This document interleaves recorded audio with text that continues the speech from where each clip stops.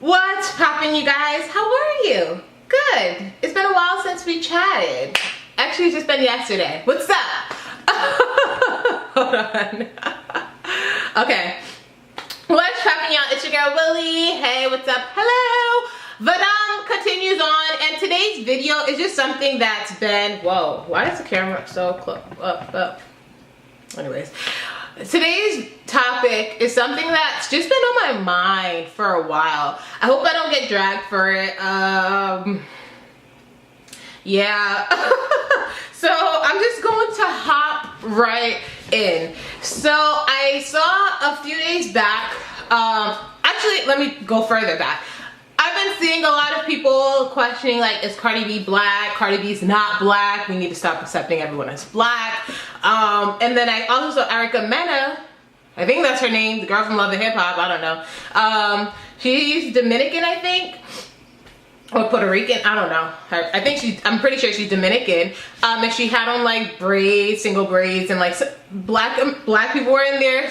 I don't know if it was specifically Black Americans, but black people were in there, saying it's cultural appropriation. We have to stop claiming everyone as black because then we're just gonna have all Latinos in Hollywood, like something along those lines, right? So, okay, cool. Me, for one, I grew up in Rhode Island. You don't know where Rhode Island is?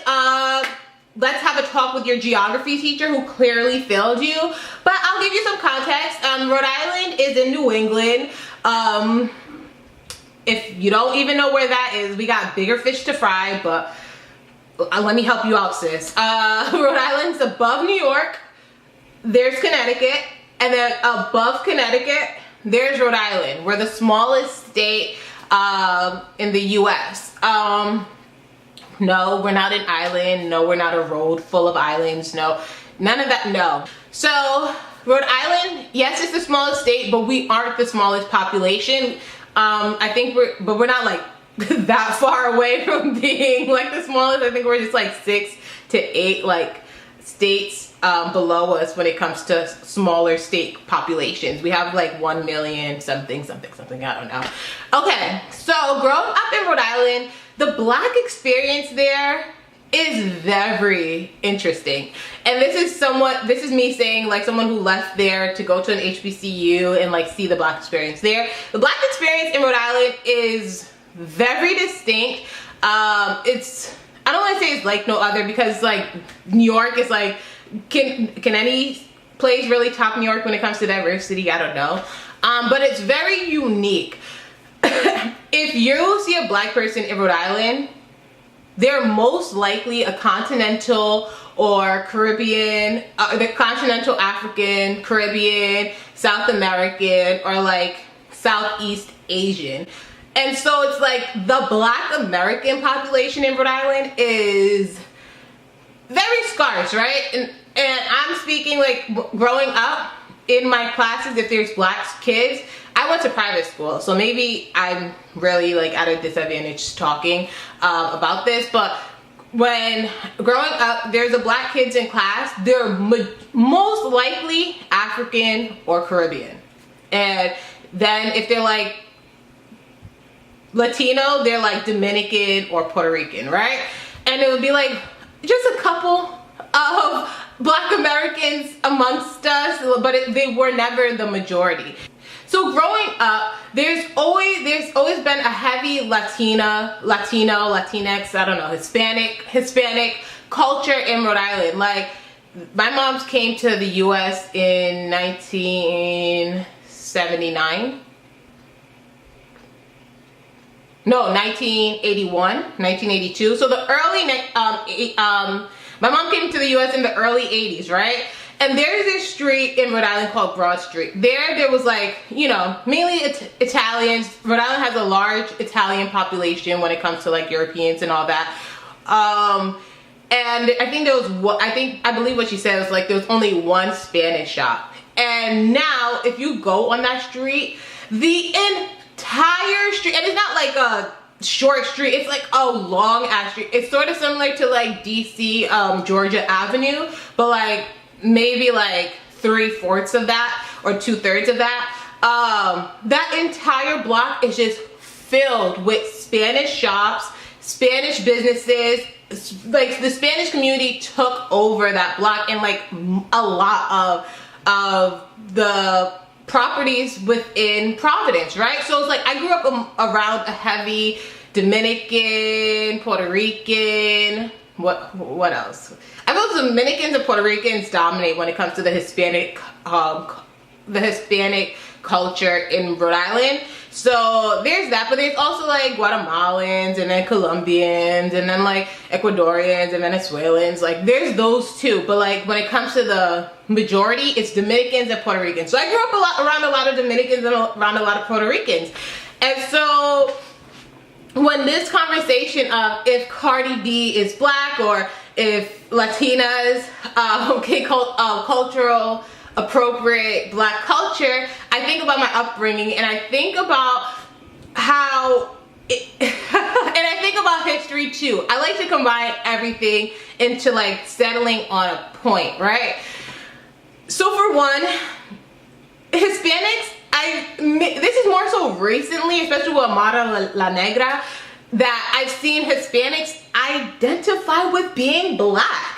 And I don't know if it's more so us growing up, because there were black Americans who did not think that they were anything close to African. Also Caribbeans who didn't think they were close to African. And then there's Caribbeans who, like Haitians, my best friend, her dad, literally will not write in that he's black. He'll write in other and then write down Haitian when it comes to identifying himself. He doesn't even consider himself black. He crosses out others and then writes in Haitian, right? So it's like Rhode Island is very interesting because it's like you have so many first generations in Rhode Island who are living the black experience, but it's like this isn't this black experience of everywhere else within the US. Or it's like they're living the black experience, but they don't really have much knowledge of the history of black America. That's more of it. So it's like I've never seen Hispanics like really identify as Afro-Latinas, even if they're black as me. Like they're like, no, I'm Hispanic. No, I'm Dominican. Oh, no, I'm Puerto Rican. Like, no, I'm not black. I'm Dominican. And that's more so when you look at the history of South America. And you look at like countries like Dominican Republic and Puerto Rico. I'm trying to like stick towards like Dominican Republic here. Most slaves went to South America. More slaves went to South America than they ever did to the US. That's just facts, right? But especially Brazil. I'm gonna use Brazil for example. Even though I'm going to go back to Dominican Republic, stay with me. This is just your nuggets for the day. Like Brazil has the largest black population outside of Africa, but the average Brazilian is biracial.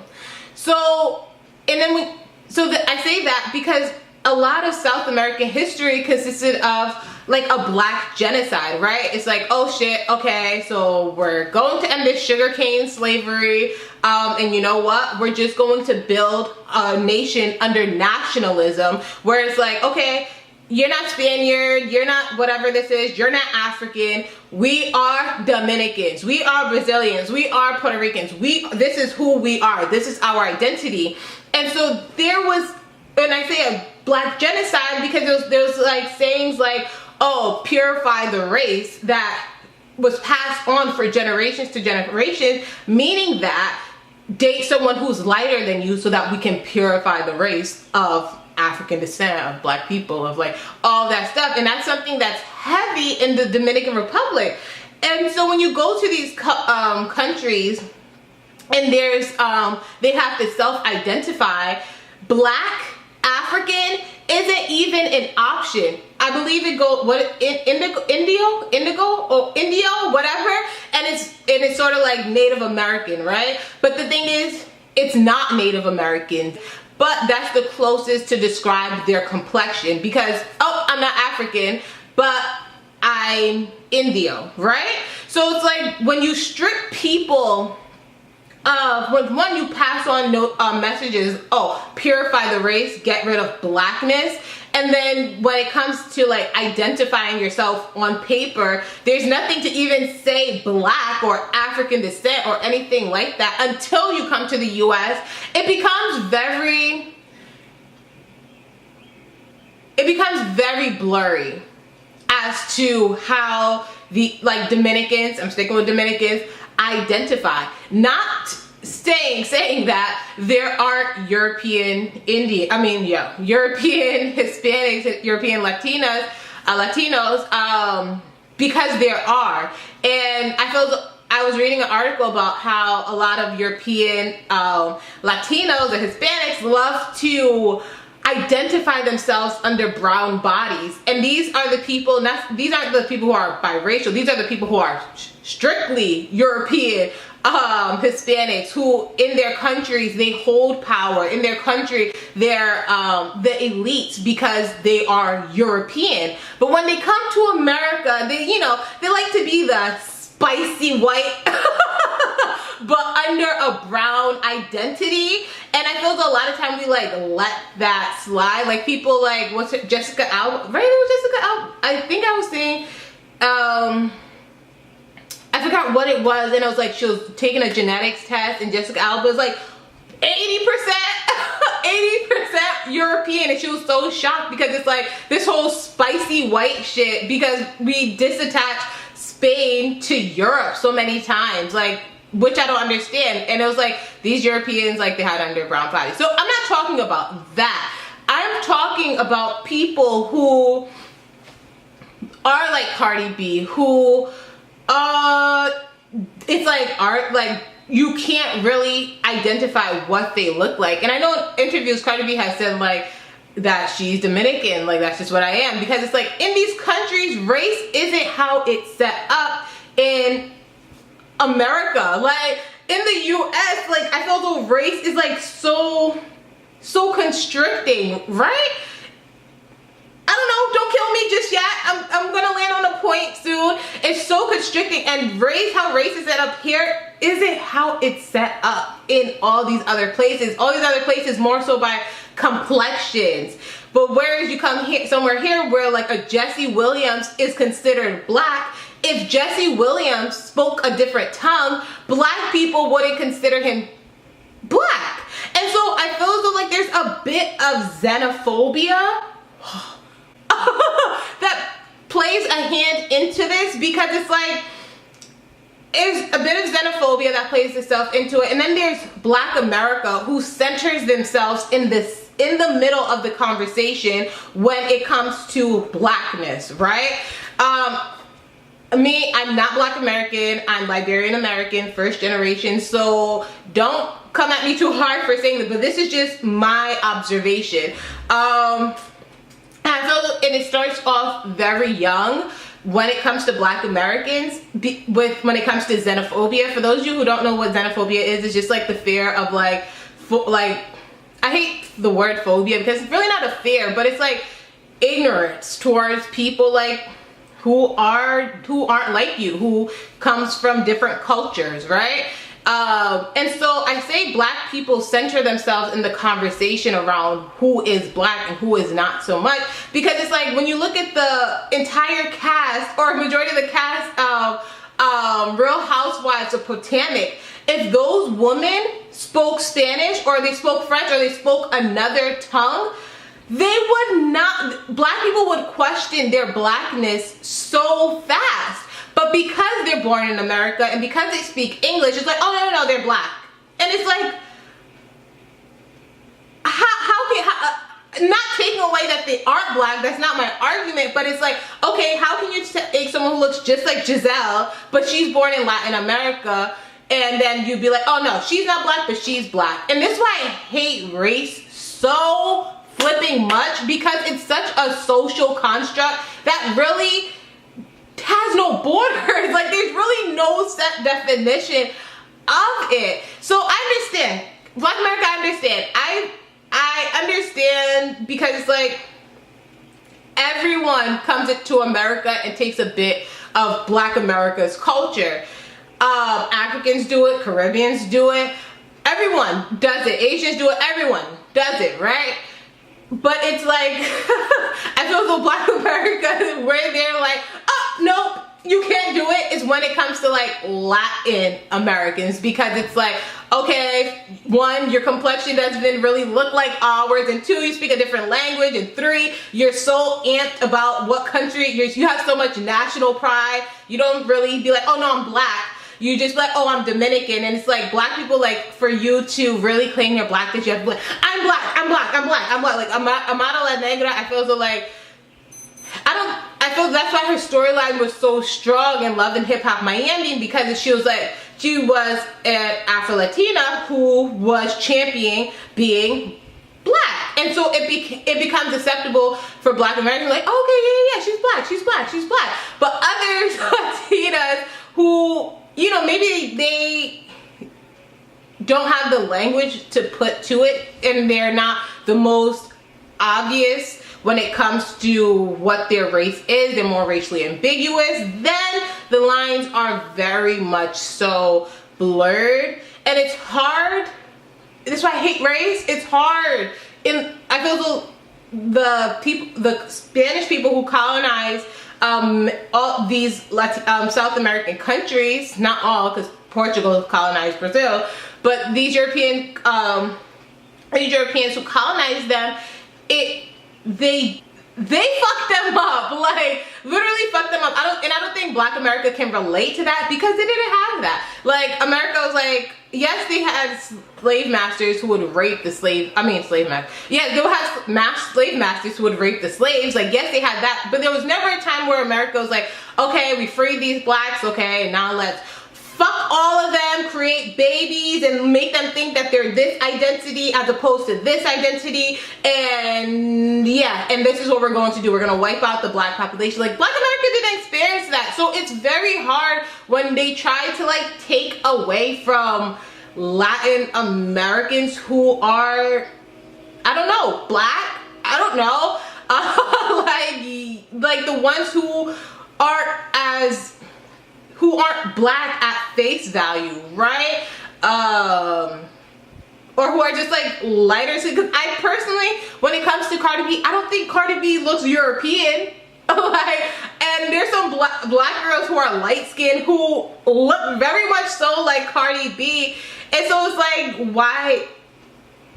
You know, but I'm not Black American, so I don't think it's my fight to say, oh no, Black America, you have to accept her. Like, no, I don't think that, but I do think xenophobia is a very underlying factor when it comes to Black America. And like, even with Africans, I've seen Black Americans tell my mom, go back to Africa. Like, I've seen that shit. So it's like, there is xenophobia in the Black American culture that's really not talked about. And so then when we do have these people who are coming into the Black American culture who really, you can't, you know, racially ambiguous, and you really can't pinpoint what their race is, then I feel so that xenophobia begins to pop up. Am I wrong? I have no problem to say that I'm wrong, or yeah, I have no problem saying that. Let me know if I'm wrong, because that is just my personal observation of it. Yes, but are all Dominicans Black? No. I think growing up amongst Dominicans, like, Dominicans don't really even like champion being of African descent, because for so long they've been told by their country, you are not African. Bitch, you are not. Do you look African? Do you see how Africans look? Do you think you look like that? You are not African. This is what you are. This, and it's like they went through slavery, and then it's like colonization on top of slavery. So like, their mindsets are really fucked up when it comes to identity outside of nationalism. So yeah, that's just my 2 cents, guys. Tell me what you think. Do you agree? Do you think Black Americans are xenophobic? That I do stand on. I really do think so. Black Americans are xenophobic. Like, you have people like It's My Ray Ray, or Raven Elise, or what's her name? Forever Flawless, like, or even Alyssa Ashley, like, those people, like, okay, yeah, they're black, But once you switch up their tongues and they look the exact same, oh, they're not black. They're not black. Like, isn't that xenophobia? Isn't that? Like, tell me. I'm willing to be wrong, but I'm pretty sure I'm not. Yes, y'all. That's the end of this video. Let's have a talk. Let's have a discussion. I'll talk to you guys tomorrow. Cause VEDM continues. Peace.